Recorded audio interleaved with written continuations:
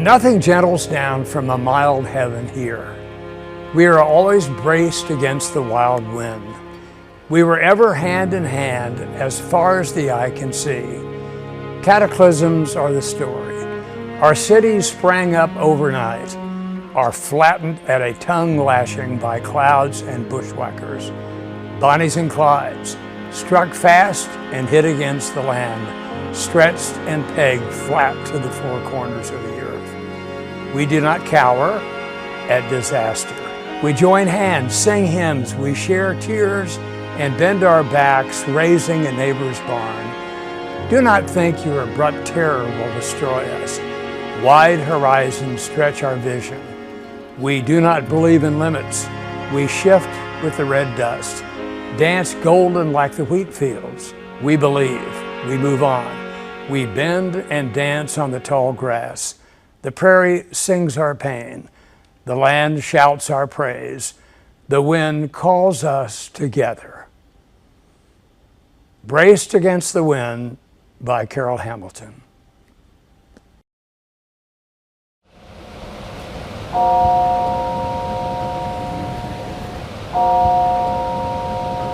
It's the toughest test a city, state, or country could ever face.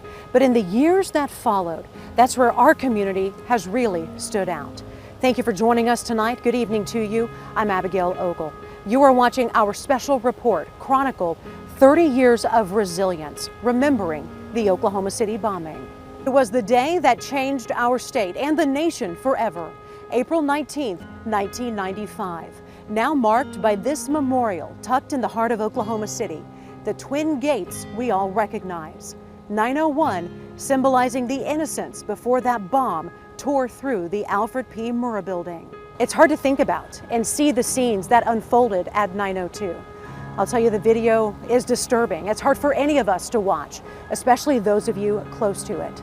But we believe it's important to show you how chaotic that day was, the raw emotion and the fear before the healing could begin.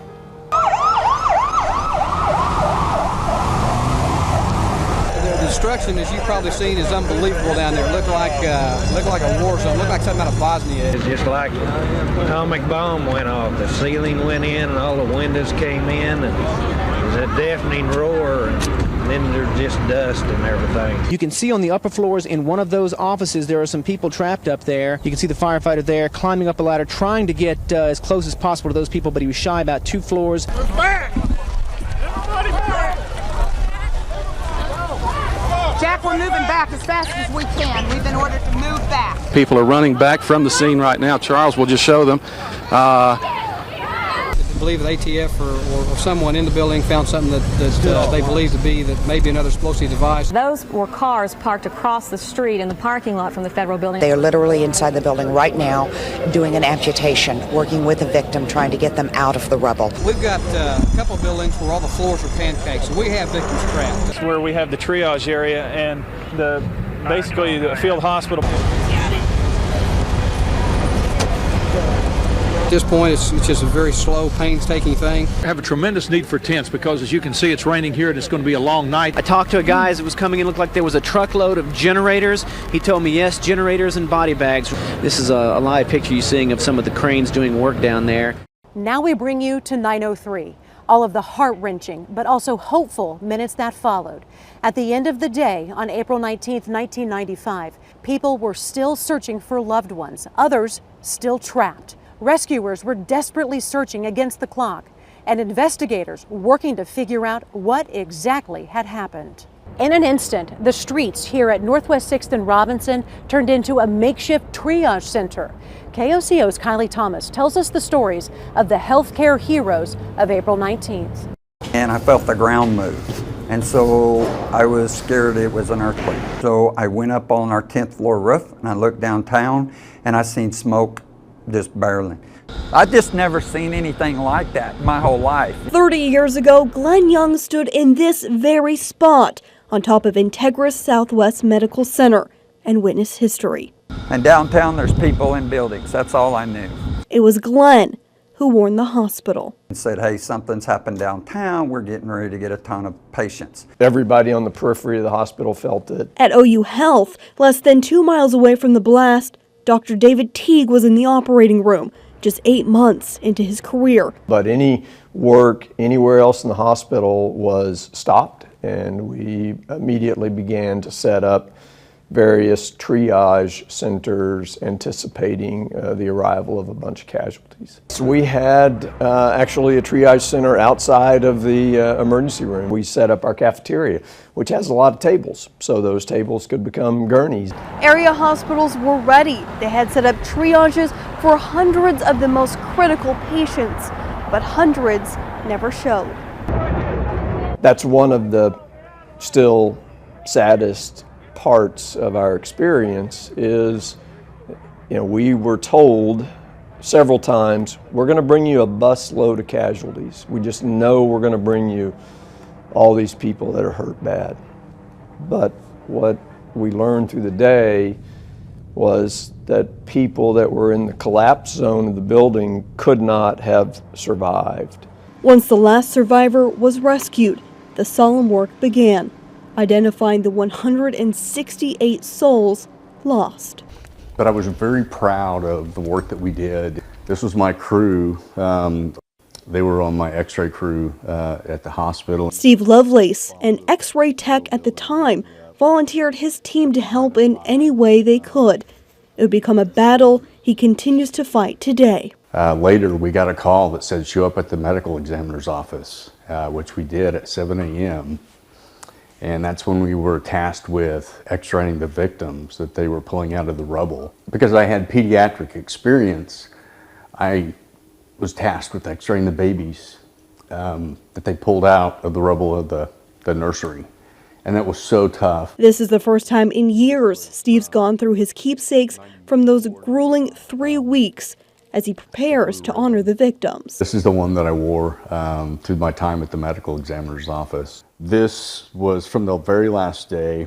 We were able to take a scrub in and get signatures of all the people that we worked with. A paratriathlon athlete, Steve is training for the Memorial's quarter marathon. A decade before the bombing, he was temporarily paralyzed in a tree-cutting accident. Still living with the effects, he is walking to remember those lost, step by step. It was an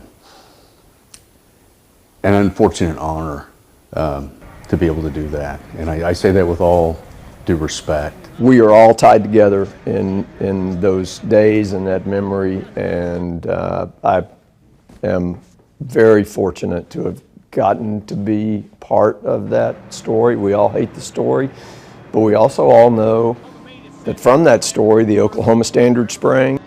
The victims who died here missed graduations, proms, weddings, and births. One victim would have just celebrated the birth of his 9th grandchild. KOCO's Alejandro Briones spoke to his son about how he is keeping his legacy alive in this newest generation.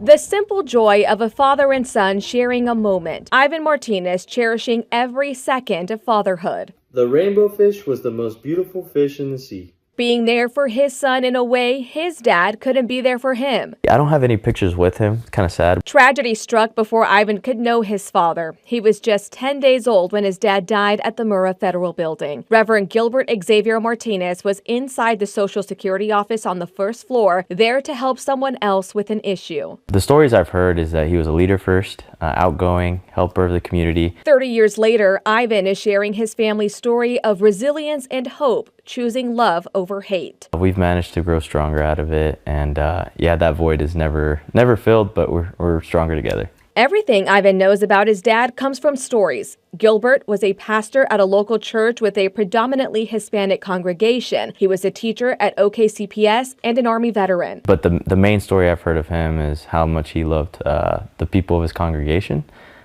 So we still keep in tabs with a lot of people at our church. I know as a dad, he always put his kids first. At 35 years old, Gilbert left behind a wife and 5 young children. Ivan was too young to have any memories of him. Did you ever feel like it was unfair. What was that grief like for you? I don't get jealous of my siblings. I think it's harder for them because they actually knew him. It's hard for me in a different sense. Growing up, he had stepdads and brothers-in-law as father figures, but his real dad's absence is deeply felt during big milestones like his wedding. I don't really speak about it, but the most grievance I've felt was probably my wedding day, the day before my wedding day. And sorry, I get a little emotional, but yeah, I mean, I've never felt his absence ever until that day. I was just looking for a dad pep talk, and I didn't get that. Then his son's birth. Just not him being able to meet his grandpa is really hard. Antonio Xavier shares the same middle name as his grandpa. He just turned 1. He's got big, bright eyes and a contagious laugh. Ivan looks forward to sharing stories with him about Grandpa Gilbert and carrying on traditions. I do plan to visit the Memorial Museum with him every year, as well as going to the Remembrance Ceremony. So those are 2 traditions that I think this family will maintain. Not everyone lives in OKC anymore, but on April 19th, the family prioritizes being together. There hasn't been one ceremony I think I've missed since I was 1. Did you and your family ever have that moment and that thought of, if he had just not been there that day? I put myself in my dad's shoes. I would have helped a friend too. Ivan's mom says they were meant to be there that day too, but he was being fussy, so plans changed. I think about that a lot. But as far as my dad, what if, it's crazy to say this, but the blessings that came out of that disaster, it's just, I don't know, it's hard to explain. Blessings like the Survivors Education Fund Scholarship. This allowed the kids to pursue their dreams. Ivan has a master's degree. He spent some time working for Boeing and is now at Lockheed Martin. I don't think I would be here without it. Our education lineage in our family is generations above of what my dad ever dreamed of. Antonio Xavier will grow up hearing the same heartfelt stories that Ivan did, and more importantly, he'll have his dad by his side. I also tell him, stories as he grows older, like the day before my wedding where I got really emotional. I'm going to be there for him. It's become one of the most recognizable symbols in the aftermath of the bombing. But how did this fence come to be? And what happens to the millions of mementos and items that have been left here over the past 3 decades? Chronicle 30 years of resilience, remembering the Oklahoma City bombing, continues. For 30 years, millions of mementos have been collected here at the Oklahoma City National Memorial and Museum. Some from victims' family members, others from strangers all across the world. KOCO's Elise Jones shows us how these memories are saved and preserved forever. Out of the rubble came heartbreak. And under the debris, things people brought to work that day. Books, mugs, clothes, photos. Some of the last things victims and survivors alike would see before nearly everything was destroyed. That's the Beirut scene. In the days to come, a fence was set up surrounding the scene, a barrier blocking Ground Zero. Evidence. They wanted to keep and maintain the evidence that would not be tarnished by people coming into the area. But one first responder saw the fence as an opportunity. A picture was taken of a fireman and his son. He was taking his son and they were placing a teddy bear near the rubble. It was the beginning of what would soon become a way to honor the victims. It was packed. I mean, thousands and thousands of things were left. Some of the same things found in the rubble tied to the fence, and other personal items were left in memory and in honor of the 168 lives lost. Brad Robison spent years volunteering and helping as an assistant archivist, dating and saving millions of memories. While all of the items left are special, Robison says some are engraved in his memory. One day we were removing things from one section of the fence and we discovered a woman putting a wreath. In this wreath was a 8x10 photograph of a young lady, and there was always a hat attached to the wreath and a tube of lipstick. He says the fence was a museum itself, an archive for victims' belongings and a way for families to move forward. She said, well, my daughter was killed in the bombing, and I'm going through her room and getting rid of the hats and the lipstick because all her friends knew she wore these fancy hats and bright lipsticks. Those were very heartbreaking stories. That's how she was dealing with her emotion and her missing her daughter. If the fence could talk. Robison says it talks to those who walk by, those who leave pictures and flowers and memories. It talks to the families who never got to say goodbye. Robison now spends his time giving lectures about it through his book, If the Fence Could Talk, a not-for-profit book that's been donated to every Oklahoma public school library to keep the story alive. As Robison walked the fence again 30 years later, he said since 1995, the fence has moved, the rubble's gone, and a beautiful memorial stands. But the message, I'm not sure it's changed. I think people that leave things on the fence have an identity with loss. Remains the same. We all grieve when something happens like that.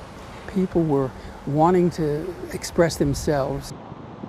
More than 600 people survived the Oklahoma City bombing. Each name etched on this granite salvaged from the building on the memorial's survivor wall. And each name has a story. Many of these survivor stories are well known. They've been documented and publicized over the last 30 years. Some are lesser known.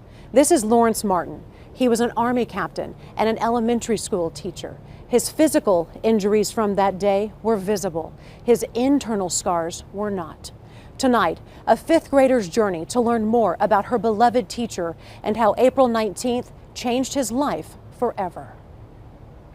U.S. Army recruiting. We were on the same floor as the snack bar.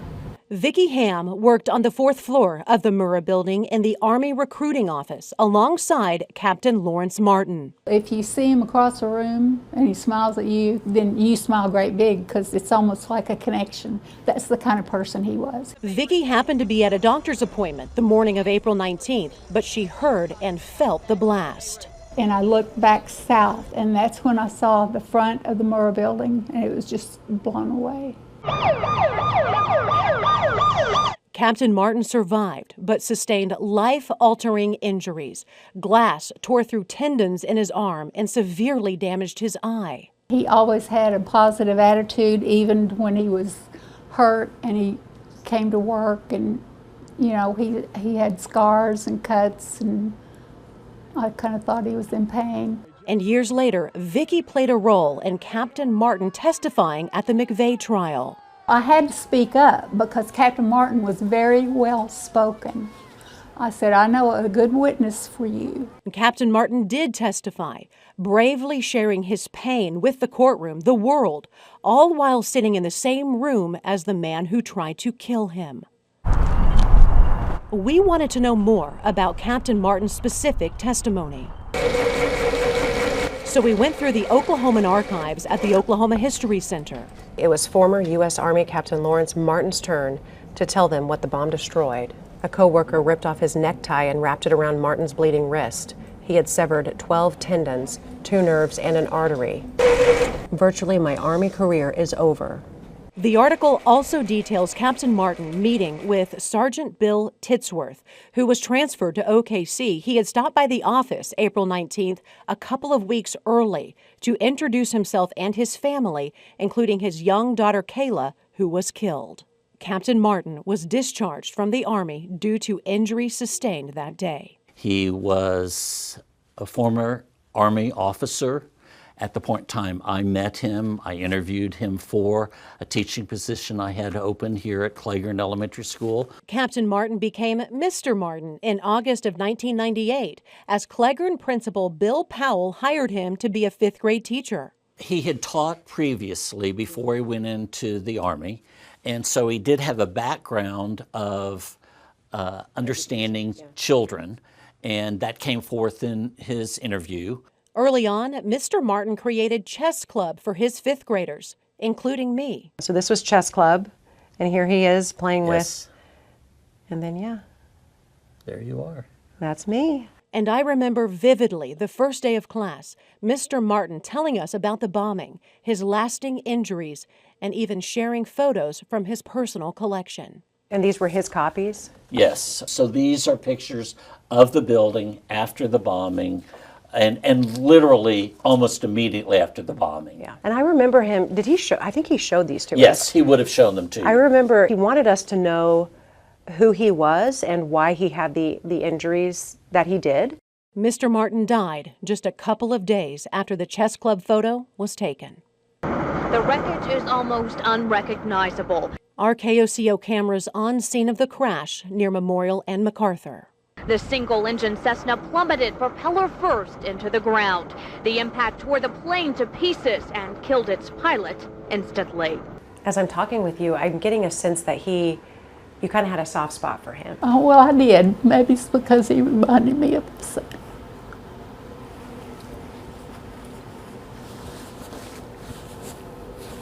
Investigators ruling the cause suicide. He seemed so happy with his life. And he seemed to have a strong desire to live. You know, I never saw anything that made me think that something like that might happen to him. Lawrence Martin, beloved fifth grade teacher, former U.S. Army captain, and OKC bombing survivor, died October 11th, 1998, at 41 years old. It's the hardest thing as a principal I ever dealt with. Do you think the bombing played a role in his death? Absolutely, because as much as he was a successful teacher, his true love was serving in the Army. And he couldn't continue because he had medical disabilities because of that. I don't know in the late 1990s that the term PTSD would be something that would have been used as prevalent as it is now. He was stressed by what had happened. In preparation for this story, I got out my fifth grade folder with items I haven't seen in 25 years. I got an A. Abby, good story, Mr. Martin. Abby, you are learning to be a real leader, Mr. Martin. And then week 9 is empty. I also reached out to my former fifth grade classmates. Josh described Mr. Martin as fun and supportive, and he feels lucky to have had him as a teacher. Emmy said Mr. Martin quickly captured our hearts and described him as patriotic. He was a gentleman and a gentleman because he truly was polite and kind and deserving of respect for what he lived through. After his death, Vicki donated Captain Martin's uniforms and his boots to the National Memorial and Museum as a reminder of those who survived that day but carried the scars forever. What did the world miss out on once he was no longer here?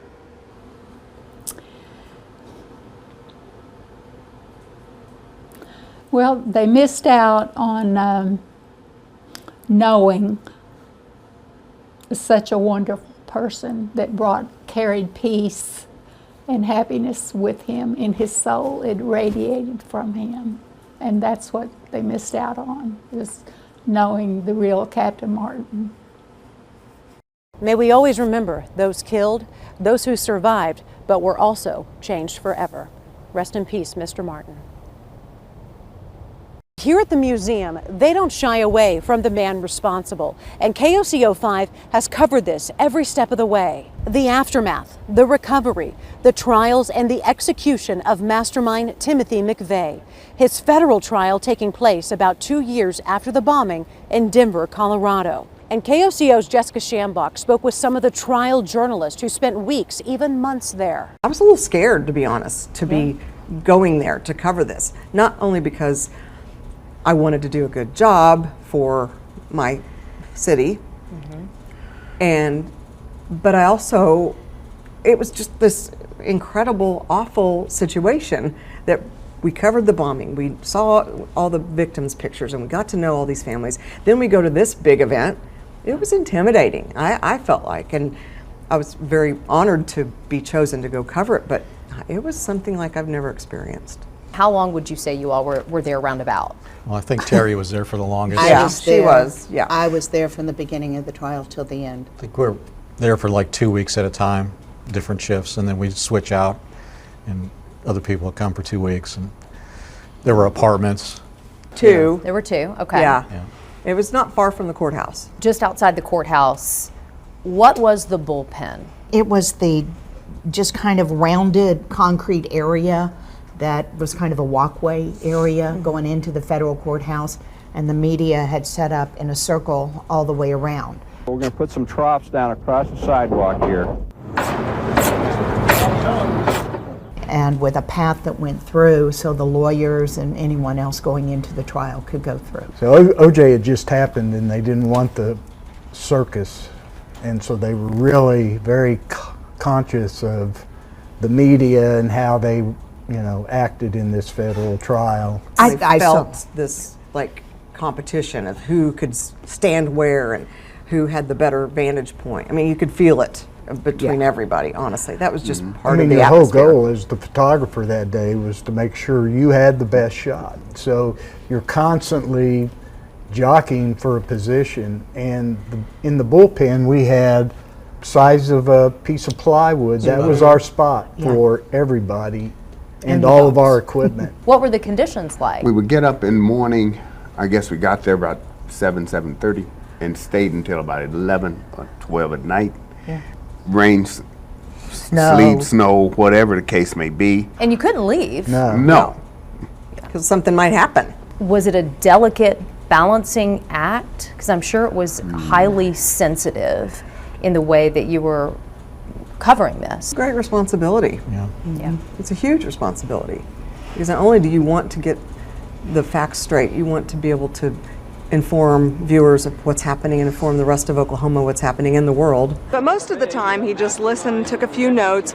But you also want to be sensitive because there was so much to it. You couldn't just stand out there and report on 5 people went and testified. You had to give context, and I think Terry was certainly a master at that because she knew all these people. She's too kind. It's true. But having the opportunity to spend time allowed me to be able to, I think, cover it better. Because remember, not only did I meet the victims' families, I met McVeigh. Right.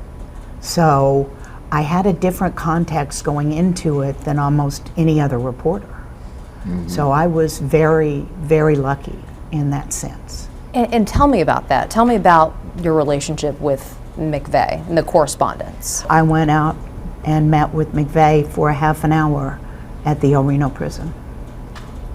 Describe that. What was he like? And It was out-of-body experience. You're sitting across from the worst mass murderer in U.S. history, and it is completely disconcerting. He was polite, he was courteous, he was respectful, soft-spoken, and I wanted to shake him and go, I need to see the real monster.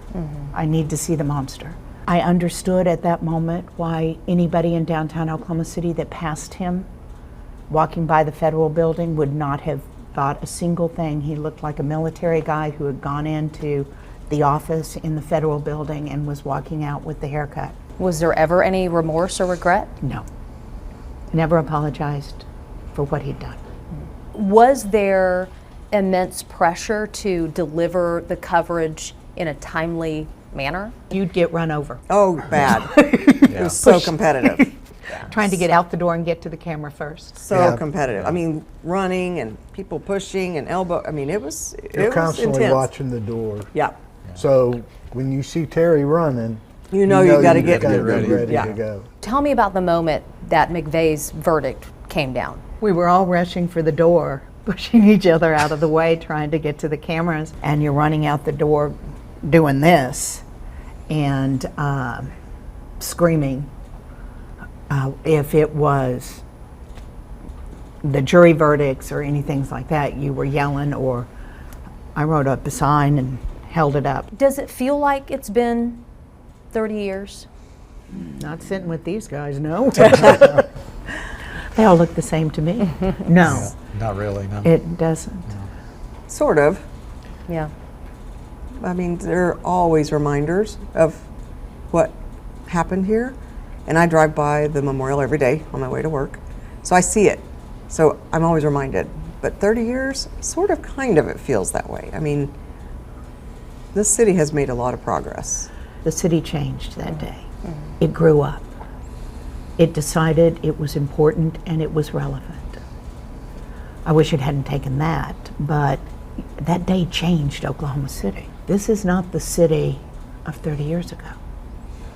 It has blossomed into a major metropolitan area that I am so proud to be a part of. Well, thank you guys. It's great to see you all. Thank you. Good to see you. Appreciate it.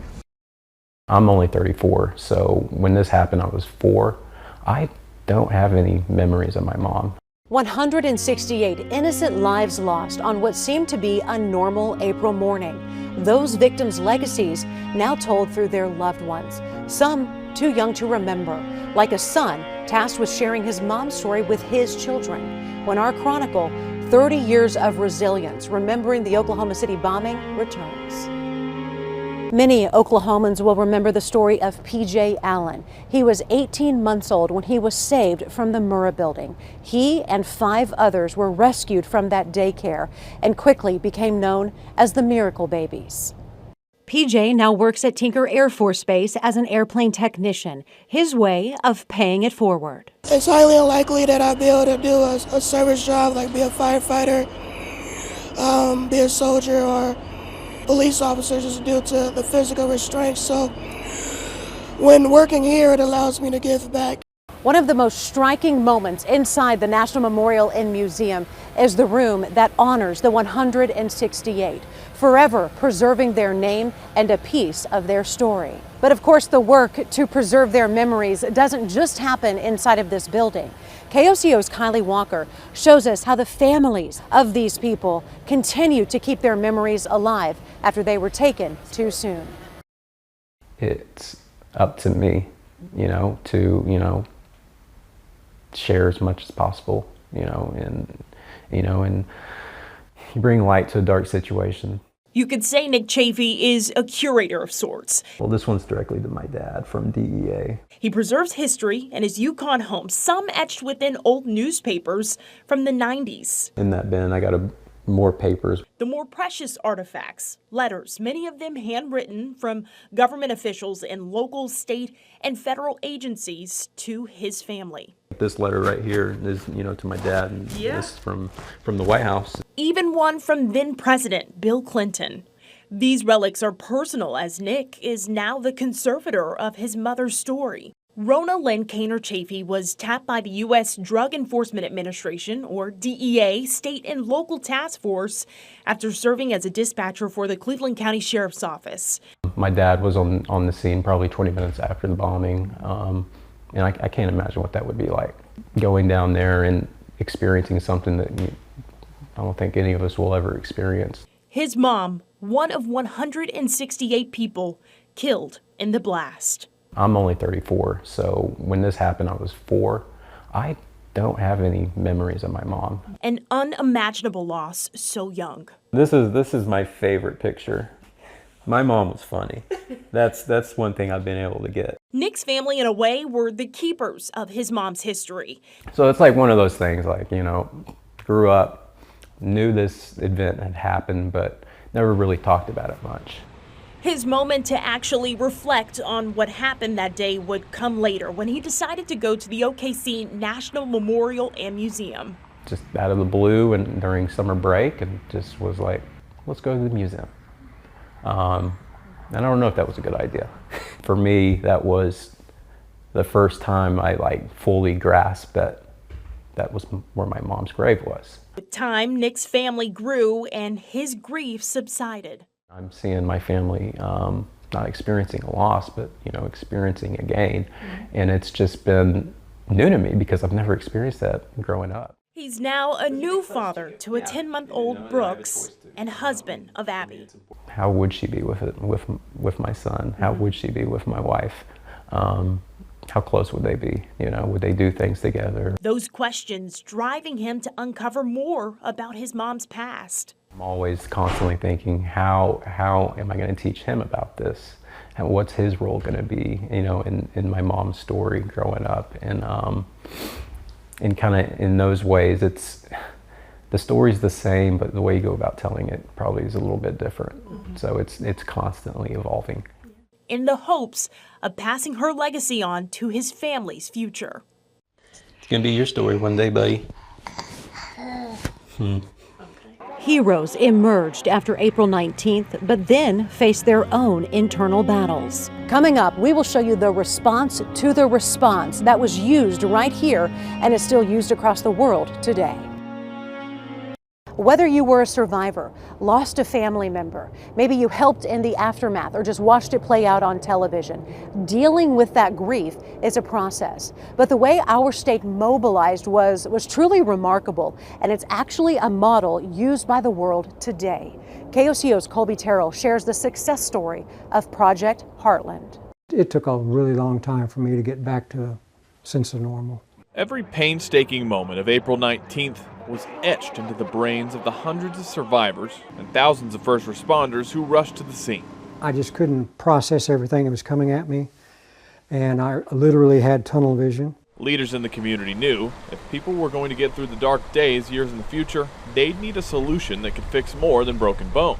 So Project Heartland opened here at One Western Plaza on May 15th, 1995. It was the Department of Mental Health's first of its kind response to bring together as many mental health resources as possible, private or public, with some funding help from FEMA. That was huge because when people are going through trauma, you know, they're not necessarily thinking about, okay, I need to find a counselor. Survivors had access to therapy, support groups, and retreats like this one at Quartz Mountain that gave them the chance to just get away. Being there, I knew I didn't have to explain myself, and I could talk about it if I wanted to. If I wanted to be quiet, I could. And one of the ways this project helped survivors and their families cope was with art, like weaving this basket, or painting masks that represent their emotions. But for some, that art took other forms. I call this running through darkness. Some summer evenings when our mothers were generous, we got to stay out well past sundown to play our special game. Why choose creative writing? I think of all the things that they offered, I thought, well, maybe that was one avenue that might be most helpful to me. And I like to write, but I guess I was tired of writing office memos, you know. And when Dennis Purifoy got the chance to look back on what he wrote on that retreat, he wrote one more thing down. Maybe it was a part of my healing, reclaiming the good in life.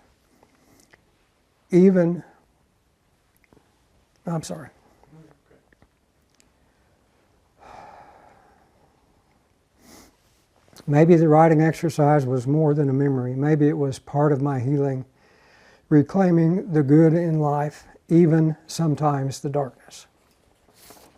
But survivors weren't the only ones going through it. First responders you see here on scene for hours-long shifts saw some of the worst, and psychologist Kathy Thomas made them her mission. This was her job, and you know, you just suck it up and you do it, and you don't talk about it, and you don't tell people that bothers you, or you don't let those emotions out. One of the things that I think came out of the bombing was the stigma started changing. So much so that departments from all over who responded started sending first responders to workshops to process what they'd been through. It was a 3-day retreat for anybody impacted by the bombing, survivors, first responders, family members that had lost loved ones. And it was at those workshops that the experts realized how important a relationship between first responders and survivors would become. When those families could see how much of their hearts those first responders were putting into this, and how personally they took it. And many times the family members would say, you know, I know my loved one wasn't alone because somebody was looking for them. It's a model that was copied in other cities facing disaster, like Washington, D.C. after 9/11 and New Orleans after Hurricane Katrina. And then came this afternoon when the levee breached, and it was basically everyone get out. But the project didn't just help survivors and first responders recover. They gave doctors the first tools to bring to new tragedies and terror attacks that would happen around the country.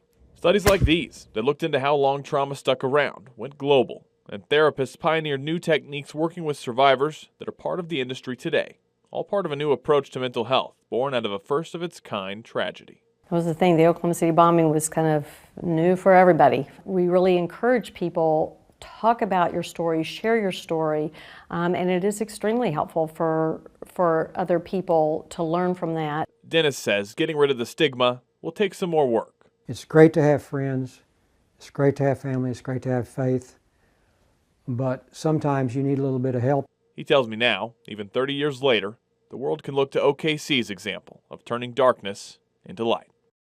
One thing that is very clear tonight throughout the stories we have been sharing with you, the profound impact that April 19th has had on thousands of lives. KOCO's Megan Mosley spoke with a man, he was 25 years old at the time, and can now easily measure his life in the before and the after.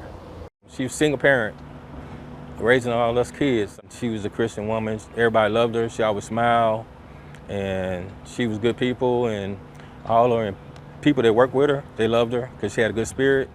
She was Castine, Tim Hearn's mom. 25 at the time, Tim felt strong unease before the bombing.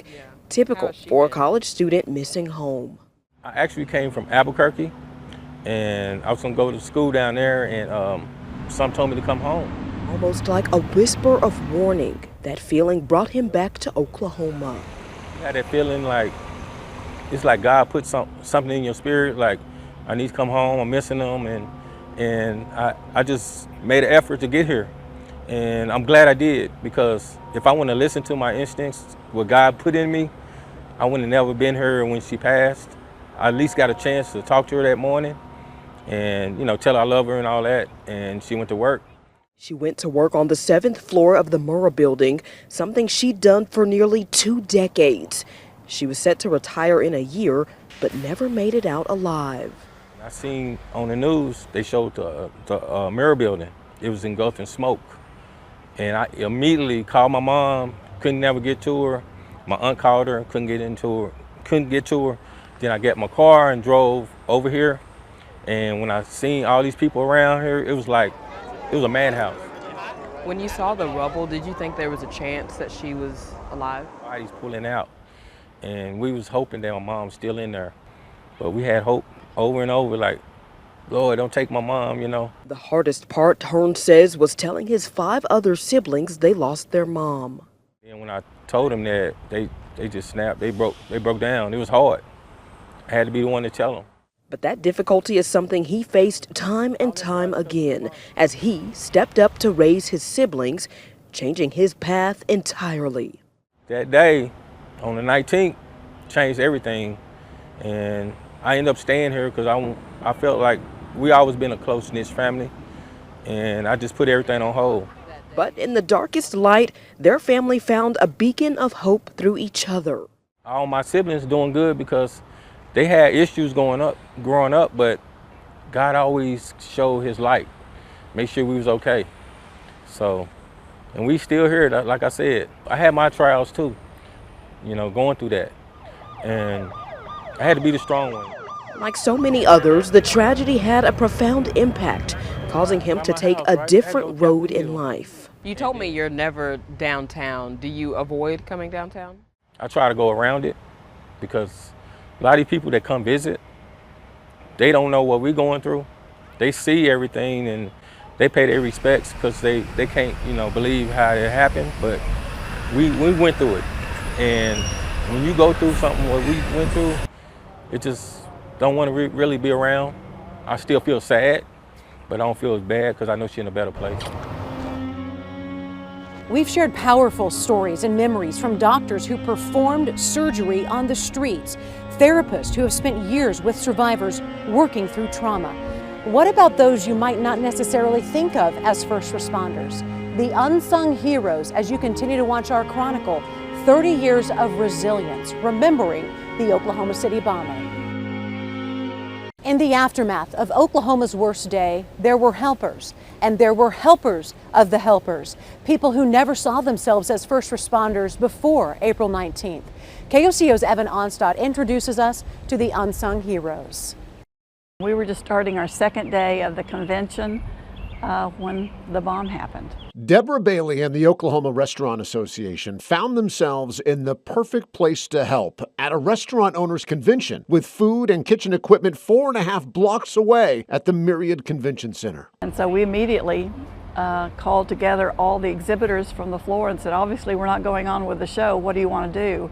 And to a man, they all said, let's take care of everybody. And they love barbecued brisket and baked beans and corn. What happened over the next 10 days was nothing short of incredible. More than 100,000 meals served 24/7 to rescue workers, laborers, military, law enforcement.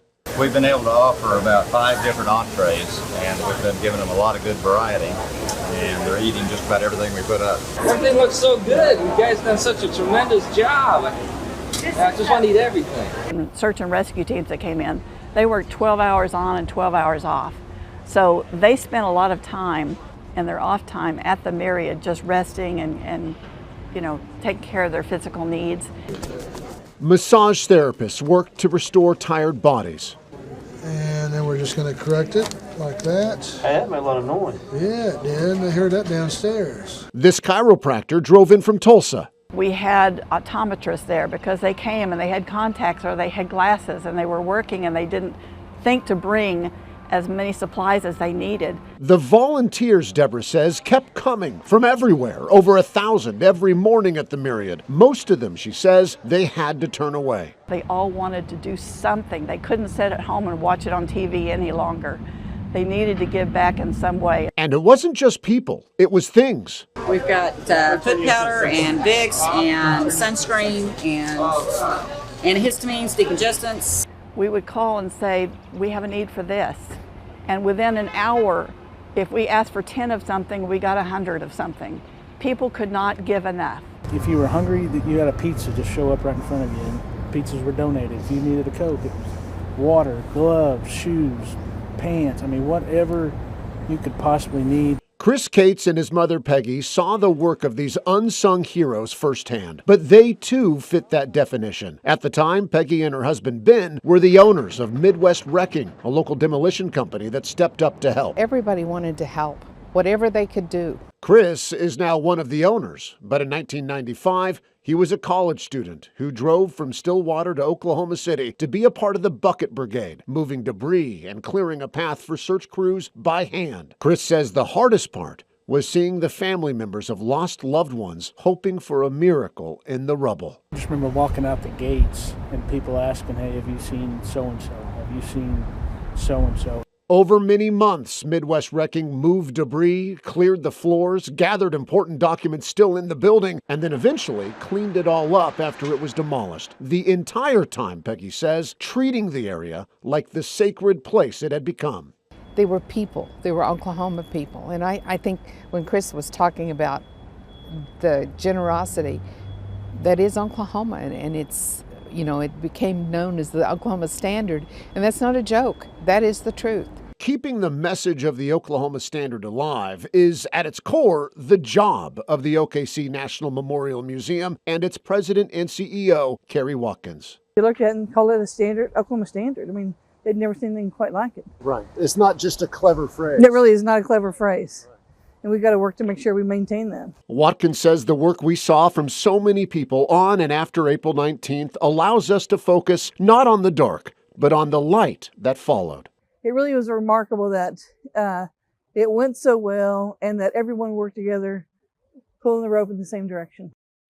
Thank you for watching our Chronicle. 30 years of resilience, remembering the Oklahoma City bombing. We will never forget.